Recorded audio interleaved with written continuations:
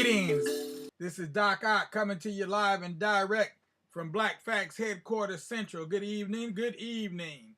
Hope everybody's feeling real fine because we're about to have a real good time. You know what I need you to do even before you go ahead. I ask you to go ahead and drop that dime. What I need you to do right now, if you hear the sound of my voice, I need you to make a choice to go ahead and give us a like if you're looking on Facebook. If you see us on the tube, don't be a boob. Just give us a thumbs up.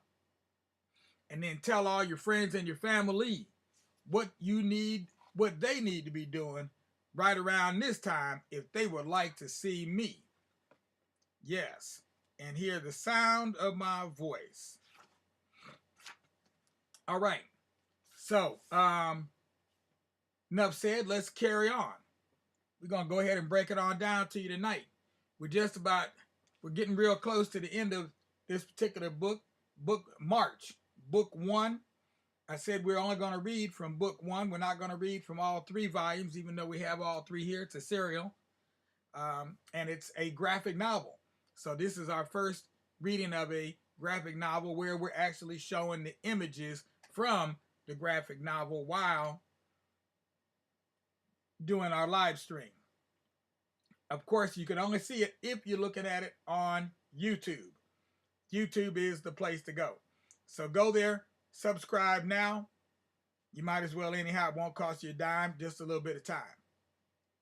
And we're trying to keep all our programs, our live streams, definitely below 30 minutes, but we're trying to keep them down to 15 to 20 minutes. Really in that 20-minute range is what we're looking at right now.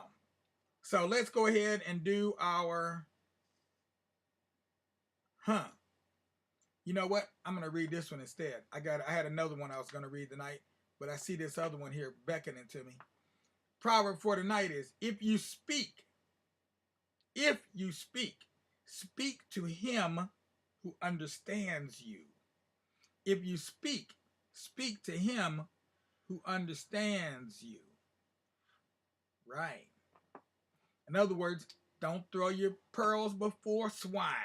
And that is a proverb from the country of Senegal, out of our African proverb book.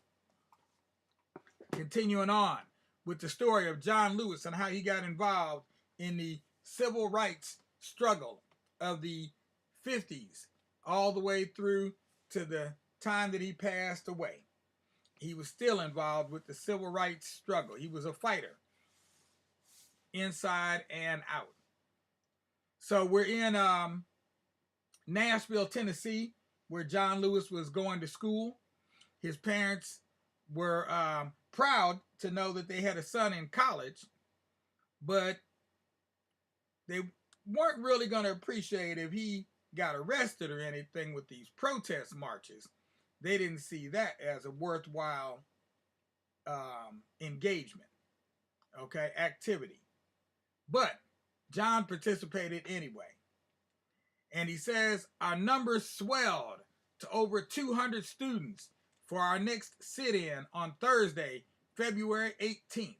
And they're sitting in at the W.T. Grant department store that had a lunch counter, or they call it a deli, a delicatessen. And again, the counter was closed. So the opposition to the desegregation of these lunch counters had begun to develop a pattern. The students would show up in mass. They started with just 4. Now they're at over 200. And they would just shut down the counter, turn out the lights, lock the doors. That afternoon, they stayed for hours without incident. 2 days later, they marched again.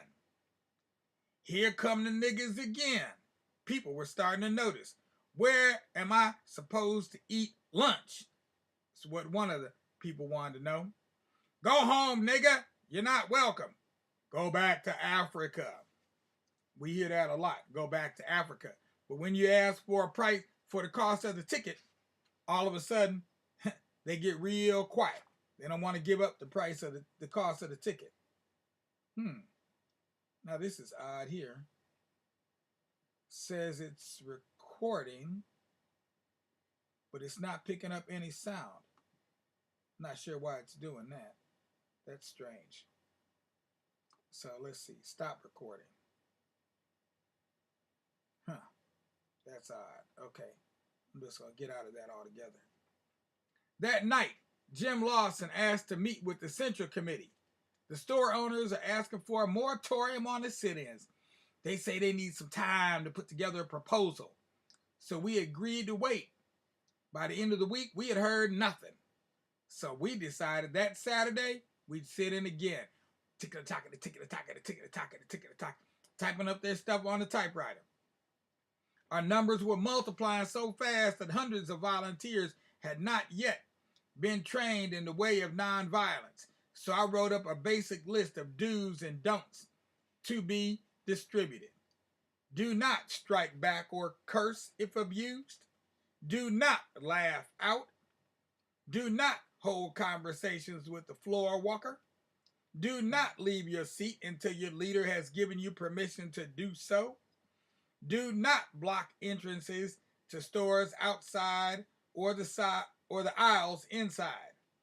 Do show yourself friendly and courteous at all times. Do sit straight, always face the counter. Do report all serious incidents to your leader. Do refer information seekers to your leader in a polite manner. And do remember the teachings of Jesus Christ, Mahatma Gandhi, and Martin Luther King. Love and nonviolence is the way. May God bless each of you. It's a good thing they put a prayer in there at the end, because some of those folks probably gonna need some good praying. On the morning, excuse me, I almost forgot. There we go. Okay, now that was, how many pages did I miss? I only missed one page. All right, sorry about that, my bad. I forget sometimes that we've changed our MO. There you go. Now you can see where we were, and we're going to this page over here. On the morning of February 27, 1960, we gathered to hear Will Campbell, a white minister who'd been run out of Oxford, Mississippi for playing ping pong with a black man. Yeah, he played ping pong and they ran him out of town. The day before, we'd gotten word from Nashville's chief of police that anyone involved in further protests would be arrested. There were also rumors of planned attacks by young whites, which the police did not intend to stop. Listen to that part carefully, children. Listen carefully, and you shall learn. So on this particular morning, Will Campbell had come to tell us what he had heard from his contacts in the white community. If you attempt to sit in, the business community, the local officials, and the authorities will all pull back. They will let police and the rough element in the white community come into the stores and beat you. But it's your decision. We knew we couldn't let the threat of violence stop us. We were going to sit in. My group targeted Woolworths. Go home, nigger. And they start throwing apple cores and different things at them. Go home. You can't be here. You can't be here no more.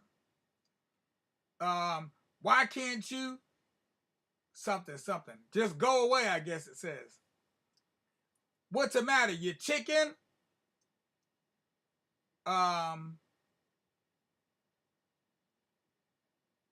Something about, don't want no jigaboos.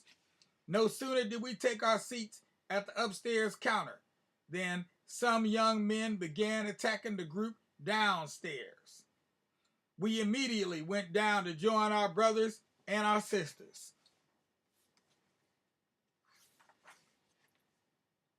And now they're all down there on the floor. And the people are going at it. They're punching them in the gut. Okay? They're kicking them. They're throwing things at them. They're spilling water all over the countertops and things. Violence does beget violence. But the opposite is just as true. So you see them there with their faces all frowned up, looking evil. Fury spins itself pretty quickly when there's no fury facing it. The beating subsided. The group at Cress's faced humiliation. They pouring ketchup on their heads and stuff. At McClellan's, Paul Laprid drew particular attention for being white, so they're stomping him. The police, conspicuously absent while we were beaten, arrived quickly after the mob wore themselves out. If you do not move from your seats and leave this establishment, you will be placed under arrest. We didn't move. So they let the mob go at him first and soften him up. And then the police came in to rough him up. I was not afraid. All right, then, I'm placing you under arrest for disorderly conduct. I felt free, liberated, as they carted him off to jail. Like I had crossed over. And there they are. They're carting him on up out of the Woolworths, putting him into the paddy wagons. We wanted to change America, to make it something different, something better. And so they started singing, "We shall overcome. We shall overcome." There were so many of us to arrest that as they drove us off to jail, we filled every paddy wagon the police had in Nashville. We shall overcome someday. February 27, 1960 was my first arrest. The first of many. The first of many. And then they get to jail. We were jubilant as we filled the jail cells. We shall all be free. We shall all be free. We shall all be free someday. Surrounded by so many of our friends, we felt like prisoners in a holy war. A holy war, whoa. Sound like they on jihad. Back at the lunch counters, police could hardly keep up with the waves of students quickly filling the empty seats. No sooner would one group be arrested than another would take its place. We are not alone. 82 of us went to jail that day. We are not alone. We are not alone someday. The police wanted nothing more than to be rid of us. So they reduced the bail to $5 a piece. But it didn't matter. We shall overcome. We shall overcome. We shall overcome someday. We weren't about to cooperate in any way with the system, allowing the very discrimination we were protesting. We shall all be free. It didn't take Nashville's powers that be long to realize it was impossible to force us to pay our way out. Around 11 p.m., we were all released. And they sent them, 11 p.m. Now, mind you, that's a dangerous time to be released because it's just about midnight. And everybody knows in the city, things start happening at 11 o'clock. People standing around on corners waiting on 11 o'clock because something getting ready to jump off. Nobody knows what's going to happen, but everybody knows whatever's going to happen, it's going to happen around 11 o'clock. That Sunday morning, Fisk University President Dr. Stephen J. Wright addressed more than 1,000 students jammed into the university chapel. To the students who took part in yesterday's actions, I say to you, I stand with you. Nashville stands with you. Dr. Wright was the first black college president in the country to take such a stand. We were euphoric. The next day, we all went to court. 3 amazing lawyers came to our defense, refusing to charge even a dime. Z. Alexander Luby, an older man from the West Indies, was our lead attorney and the first black man on Nashville City Council in 40 years. He had also worked with Thurgood Marshall. First off, y'all should know we're going to be trying the defendants in groups of half a dozen or so. Your Honor, I object. Overruled. Your Honor, I must make a formal motion that the defendants be tried individually. They do have a right to a fair trial. Motion denied. So the trial proceeded. The judge swivels around. These young people were not disturbing the peace. Far from it. They were peaceful customers, fully compliant with the law, who were harassed and beaten. Now the judge then turned around. He's looking the other way and looks like he's reading, I don't know, a comic book. I don't know, some porno. I don't know what he... Oh, I'm sorry. Did I say that?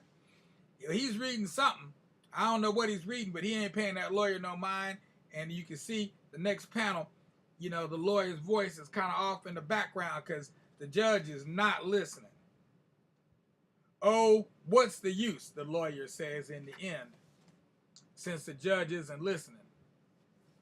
The lawyer goes and sits down with fumes coming out of his ears, steam coming right out the man's ears.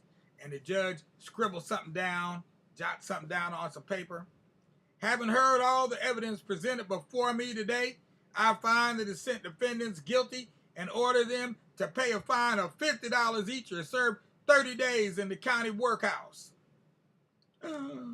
Your Honor, we feel that by paying these prices, we would be contributing to and supporting the injustices and immoral practices that have been performed in the arrest and conviction of the defendants. Thank you. Jail, no bail, they start to chant. Jail, no bail, they start to chant. Jail, no bail. So they were happier to go to jail than to not go to jail. And so they all start to chant, jail, no bail. Almost like no justice, no peace. Jail, no bail. Jail, no bail. Jail, no bail. And then the judge pounds his gavel on the rostrum as the students march out saying, jail, no bail. When the city followed through with its workhouse routine, it prompted outrage from all over the country. Telegrams of support arrived from Ralph Bunche, Eleanor Roosevelt, and Harry Belafonte. At the same time, more students volunteered and the sit-ins continued. Much like Nashville itself, Mayor Ben West had a relatively progressive reputation on race. It did not, however, necessarily mean he was willing to risk his job and reputation to help. But on March 3rd, Mayor West ordered our release. We left jail with a sense of triumph, and West also formed a biracial committee to study segregation in the city. In return, he asked us to temporarily halt our sit-ins while the committee worked, and we agreed. That same day, the chancellor and trustees of Vanderbilt University ordered the dean of Divinity School to dismiss Jim Lawson. Cut off the head, the thinking went, and the body would fall. Cut off the head, and the body will fall. That's the thinking there. But for Vanderbilt, things didn't work out like they planned. Instead, dozens of faculty and staff threatened to resign in protest, making national headlines. By the end of the month, we decided we'd waited long enough. So on Friday the 25th, more than 100 of us marched from First Baptist Church to 9 downtown stores. There were no arrests that day, but after Tennessee Governor Buford Ellington saw footage of the day's protest on the national news, he was irate. These sit-ins are instigated by and staged for the convenience of the Columbia Broadcast System. That's otherwise known as CBS. Okay, that used to be one of the major networks. Now we have CNN, but in my day, we had CBS, NBC, and ABC. And then you see flyers they were passing out. Don't buy downtown. So they were sitting in, they were boycotting, they were marching, and they were going to jail. Quietly, almost invisibly, within the local churches, a black community boycott of all downtown stores began. That some people called a selective buying campaign. Would everyone in the congregation who has not spent any money downtown please stand up? And we're gonna end it right there. And we'll come back tomorrow and see who stood up for justice and who kept sitting on their rear in total fear and denial of what everyone knew was true. That the segregation and the Jim Crow, that whole time, it was time for that thing to end. It was definitely time for it to end. Although we could debate about it later. We'll do that one of these weekends coming up. Not this weekend. This weekend, we're going to be focused on delving deep off into the story of Malcolm X's parents.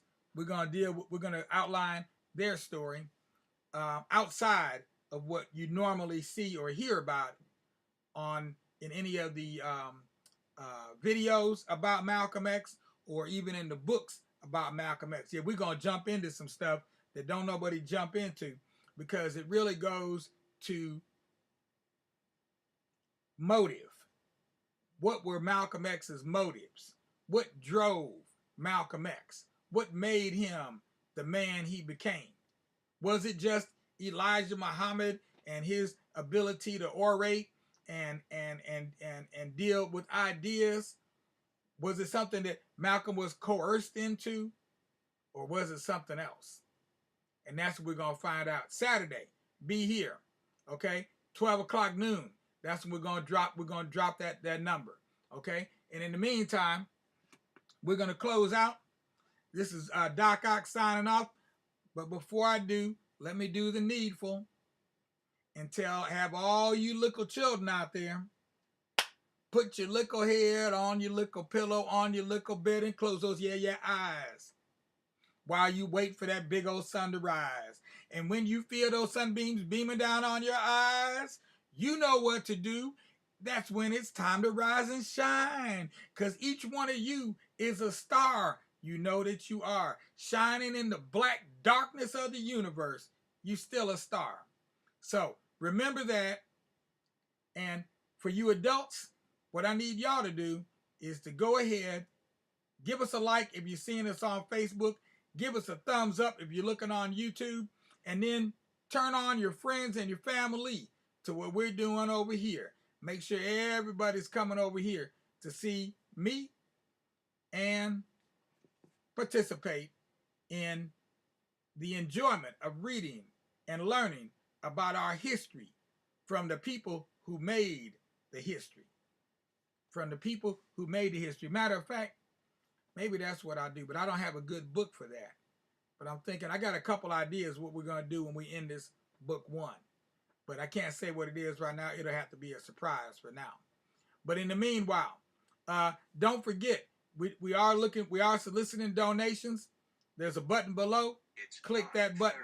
Thank you very much for letting me know what time it is. All right, peace out, y'all. Have a good night, because we about to take flight. As we say, good night to Terry Lynn Henderson Jackson. And we're going to go ahead and play our theme song as we transition on out.